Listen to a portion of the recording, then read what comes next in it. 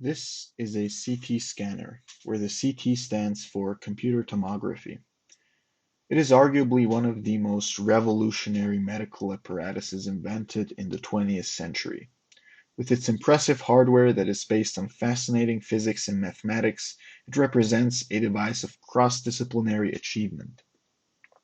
Since its introduction in the 1970s, CT has been used to scan organs, bones, or even blood vessels.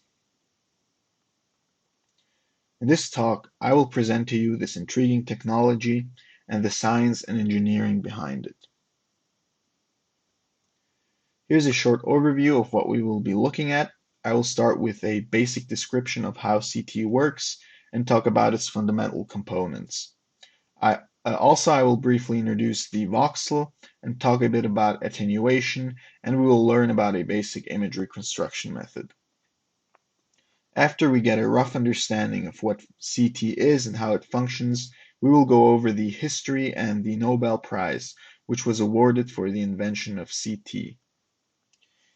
We will then take a closer look at the hardware of a modern CT scanner, as well as its evolution over the years.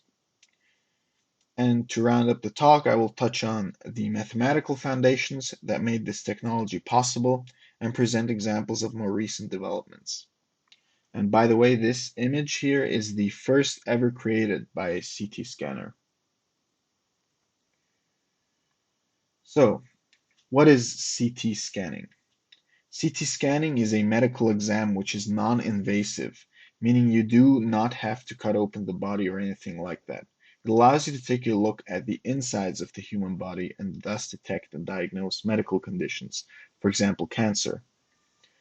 The CT scanner works by using X-ray photons created by pencil or fan beams that are passed through a certain volume of the body over 180 degrees. These X-rays are then picked up by photon or radiation detectors. Now, the energy of these photons has to be in the kilovolt range. This is important because we do not want to cause too much attenuation, and attenuation is basically absorption plus scattering. Now in CT, there is something called a voxel, and a voxel is nothing else than a three-dimensional pixel, and it represents a part of the volume of the body that's being scanned. During a CT examination, an X-ray beam will pass through many of these voxels, which for modern-day scanners can go up to 512 voxels. You can essentially think of a voxel as a data point in a 3D grid. Since voxels comprise a 3D dataset, the CT scanner then has to project this 3D information onto a 2D image. But what is the CT scan actually measuring? The CT scan measures the attenuation of individual X-ray beams, which is what determines the contrast in the resulting image, as we have seen in the figure above. The resulting measurement is essentially the sum of all attenuations an X-ray passes through.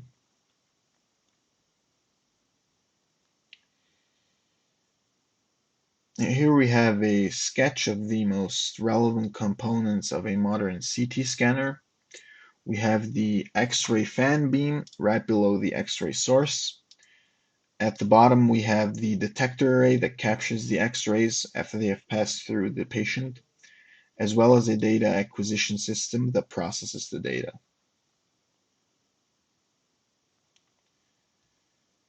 In this figure, we see what the results of such a modern CT scan would look like, or do look like. We have a cross-section of a human brain. And on the left, it's actually a healthy brain. And on the right, we see a brain with a tumor. So you see that without even having to touch the patient, the physicians are able to look inside the human body, which is quite extraordinary. Let's look at a simple example of how such images are created in a scan. As already stated, the goal of CT scanning is to determine how much attenuation occurs in each voxel, which are represented as gray levels in the two-dimensional image, like the one we've seen in the previous slide. We define the X-ray transmission intensity Ni corresponding to voxel I, and we define the intensity N0 for the ray that is entering the body that is being scanned. It can be shown that a measurement xi is related to the sum of the attenuation values ui, as you can see in equation 1, while xi is the negative log of the transmission intensity Ni divided by the initial intensity N0.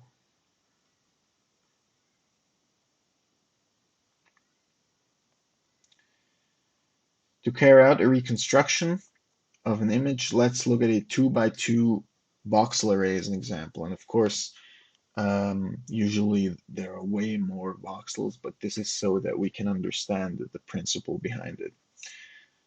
The rays come from 4 different angles: 0 degrees, which is left to right, 90 degrees, top to bottom, 45 degrees, diagonal, and 135 degrees, which is also diagonal. Each measurement is expressed as the sum of voxel attenuations along each X-ray. Hence, we get 6 equations. Now, originally these equations were solved by using simultaneous equations to find the 4 unknowns, in this case, the U1, U2, U3, and U4. This type of reconstruction is known as ART algorithm. Now, there are some downsides to this type of algorithm, and one of these downsides is that it's very sensitive to quantum noise, which is a type of noise that is due to the uncertainty principle and 0-point fluctuations, and that leads to a lot of random errors. Therefore, ART-generated images cannot match all measurements exactly.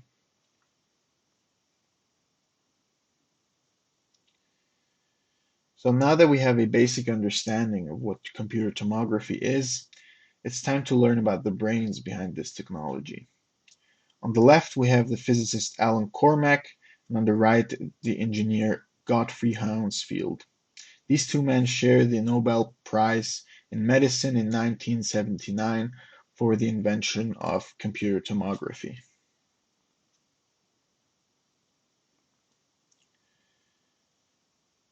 In 1963, Cormack laid the theoretical foundation for computer tomography in his paper in the Journal of Applied Physics called Representation of a Function by its Line Integrals with Some Radiological Applications. Hounsfield was the one to actually apply Cormack's suggestions and built the first CT scanner in 1972. At that time, he was working at a company called Electric and Music Industries, or EMI, the same company that sold the Beatles albums. It is said that they made a tremendous amount of money with their sales of Beatles hits, and thus were able to give enough funds to Hounsfield to build the CT scan, which at first was known as the EMI scan.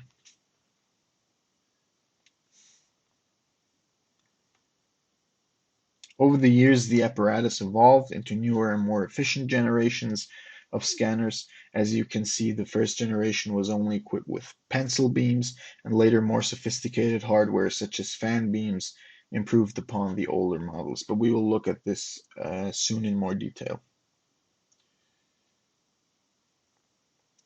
Now let's look at the fundamental components that make up a CT scanner. I've listed the most important parts on this slide. We have a generator, the scanning unit with its X-ray tubes, photon detectors, and shielding elements, and of course the patient table, the image processor, and a console which serves as a control unit.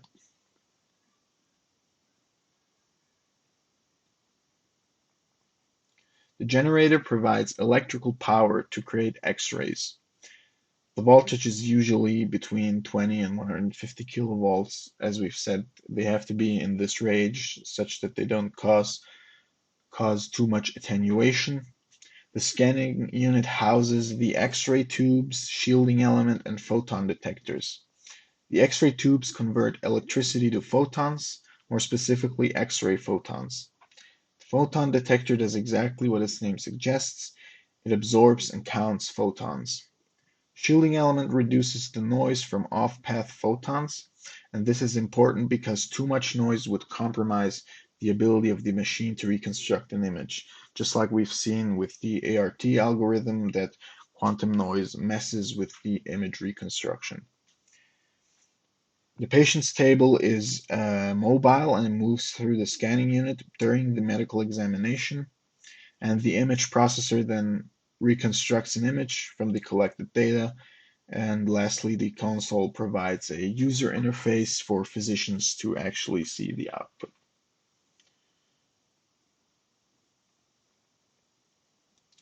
Now here we have a table that compares the different generations of CT scanners. We'll now proceed to take a closer look at the differences between the older and newer generations of scanners.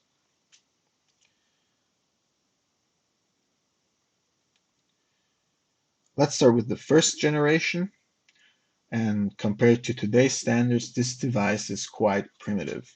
It had only one detector, and the beams were exclusively pencil-like. The movement of the tube and detectors was based on a translation and rotation method. And it took about 25 to 30 minutes to complete a scan.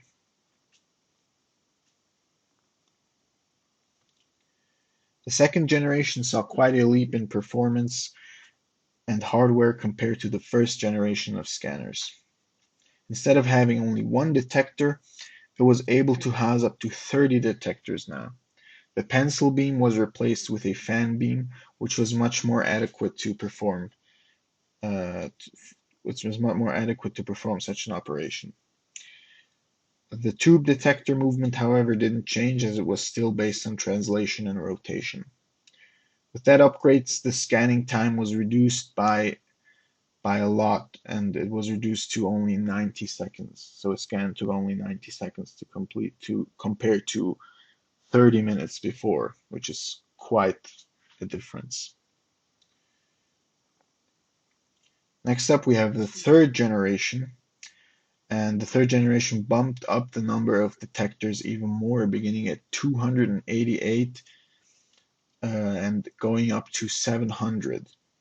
The beam was still a fan-shaped one, but a more sophisticated type. The tube detector movement was now based on a rotate-rotate principle.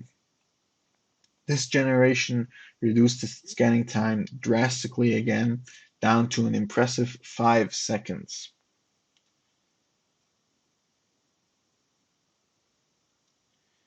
The fourth generation blew all the previous ones completely out of the water. It has at least 2,000 detectors. The beams are much like the previous generation, fan beams, but the tube detector movement was now rotate fixed. The scan would take 2 to 3 seconds. There's also a fifth generation, and this type of scanner is known as the electron beam computed tomography scanner. It is primarily used for cardiac imaging and to visualize the coronary arteries. The scanning time to image a pulsating heart is about 50 milliseconds, also very impressive.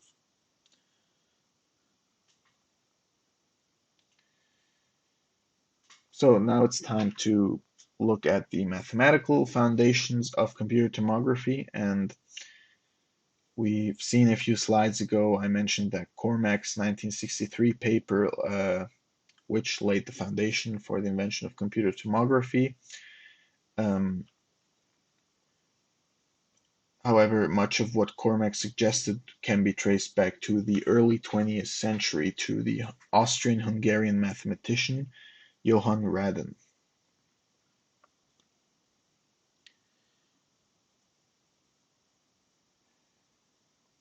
Now, Radon is mostly known for the Radon transform, which is one of the key mathematical techniques that make computer tomography possible. Radon was able to prove that the differential function on R3 can be determined by the means of its integrals over the planes of R3. Let's look at the Radon transform a little closer so that we get a better understanding of what's actually happening. If we have an image that is represented by a function f of x, y, then the Radon transform is defined as a series of line integrals that go through f of x, y at different offsets from the origin, as you can see in equation 3.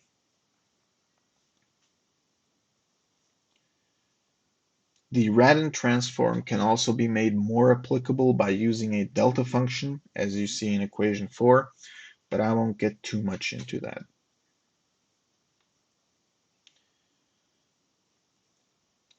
Here's a little depiction of what a Radon transform looks like.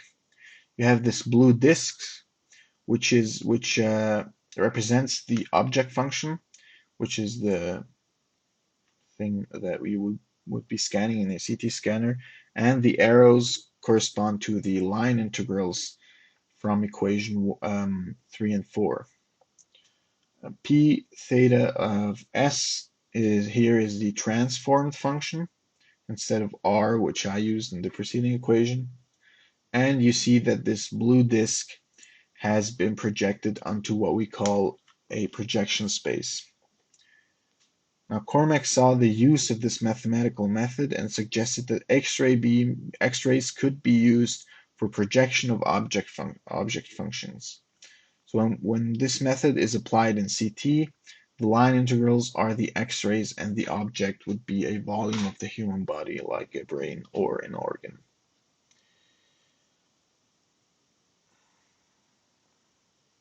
When you perform a Radon transform of an object function, you end up with something called a sinogram, which you can see in figure 23 on the right. The object on the left was transformed to produce the sinusoidal shaped projection. But what is the use of this sinogram object? Well, to understand that, we need to go to the next step in the process, which is, again, image reconstruction.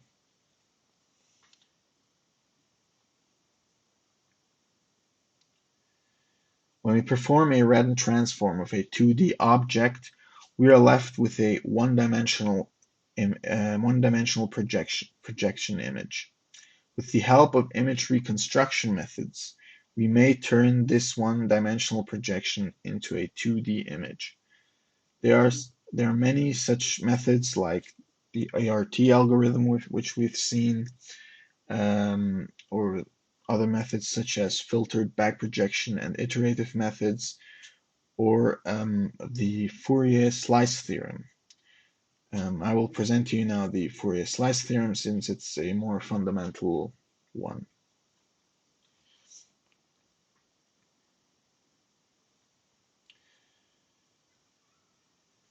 Excuse me. Yes, there we go. Now, I will have to bore you with a little bit of history again, but just bear with me, we'll get to the fun part in a second. The Fourier slice theorem was introduced by the radio astronomer Ronald Bracewell in 1956 to solve a radio astronomy problem. The slice theorem will enable us to reconstruct a projection of an object function f of x.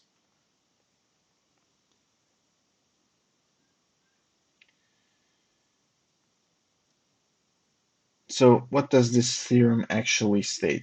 It says that the Fourier transform of a 1D projection, R of r theta, is a subset of the two-dimensional Fourier transform of the object function f of x, y itself. And equation 5 states what I just said in a more mathematical form.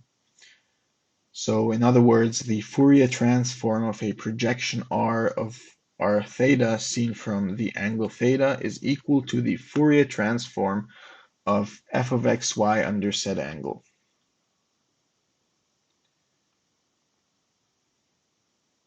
So now that we have the Radon transform, all we will need to do to reconstruct the object function is to perform an inverse Fourier transform on the Radon transform itself.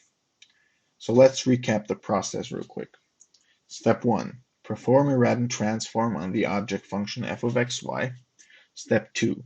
Do a Fourier transform of the projection into the frequency domain, as you can see in figure 25. And finally, perform an inverse Fourier transform to restore the object function in the space domain.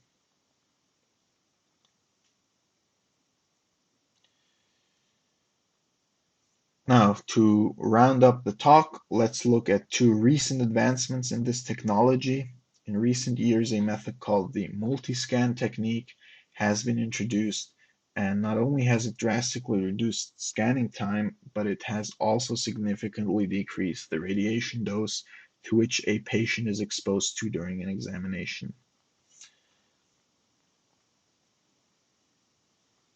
Another important advancement that took place in the last couple of years have been modern denoising techniques, which reduced radiation levels by 70 to up to 80%, which is quite significant.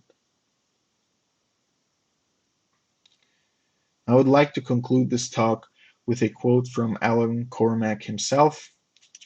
And when he received his share of the Nobel Prize, he admitted that he barely knew anything about medicine and found it a bit ironic that he received the prize in that field.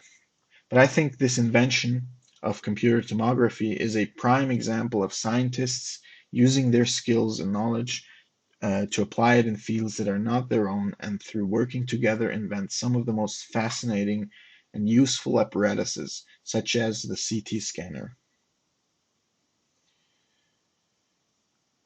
With that, I thank you for your attention, and I'm looking forward to answering your questions in the comments below.